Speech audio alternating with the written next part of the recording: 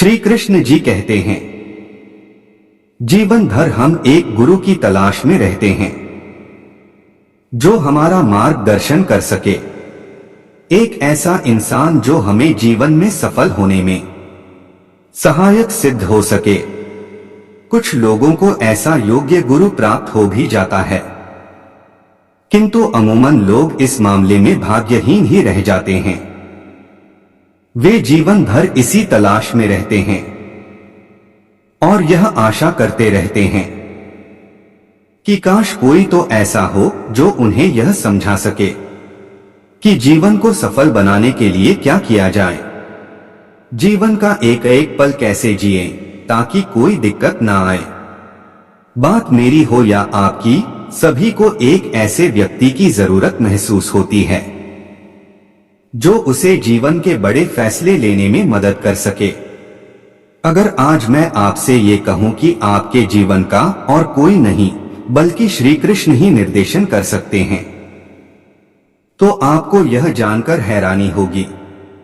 दरअसल श्री कृष्ण के गुणों और उनके स्वभाव को देखते हुए जिन तथ्यों को आज हम आपके सामने प्रस्तुत करने जा रहे हैं, उन्हें जानने के बाद स्वयं ही श्रीहरि के 8वें अवतार भगवान श्री कृष्ण को अपना परम गुरु मानने लगेंगे। ये तथ्य उनके जीवन काल को आधार मानते हुए भी बनाए गए हैं। उनके जन्म से लेकर उनके वैकुंठ लोक लौट जाने तक उन्होंने किस उद्देश्य से कैसा जीवन जिया है, यह हमें कई बातें सिखाती है।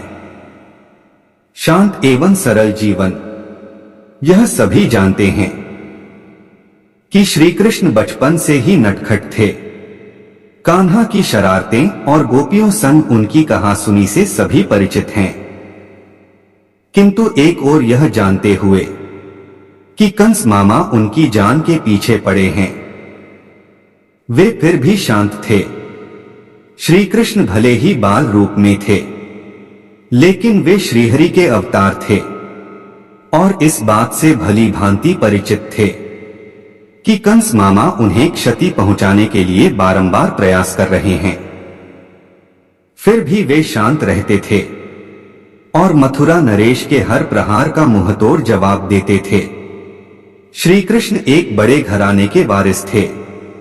गोकुल में भी वे राजा नंद के पुत्र थे और उन्हें राजघराने के तौर तरीके से जीने का पूर्ण अधिकार था, किंतु वे गोकुल के अन्य बालकों की तरह ही रहते, उनके साथ खेलते, उनके साथ घूमते और उनके साथ ही भोजन करते। उन्होंने कभी किसी में कोई अंतर नहीं रखा। बड़े होकर जब वे मथुरा चले गए, तब महल में रहते हुए भी उनमें राजघराने का कोई घमंड ना आया। वे चेहरे पर सरल भाव रखते थे और अपनी प्रजा की हर जरूरत का ध्यान भी रखते थे। श्री कृष्ण ने हमेशा अपनी बाल लीलाओं से यह संदेश देने की कोशिश की है कि हमें कभी भी किसी से हार नहीं माननी चाहिए, अंत तक प्रयास करते रहना चाहिए। भले ही परिणाम हमें हार के रूप में मिले, किंतु अगर हम प्रयास ही नहीं करेंगे तो वह हमारी असली हार होगी। दोस्तों, वीडियो पसंद आई हो तो वीडियो को लाइक, चैनल को सब्सक्राइब करें और कमेंट बॉक्स में जय श्री कृष्णा जरूर लिखें।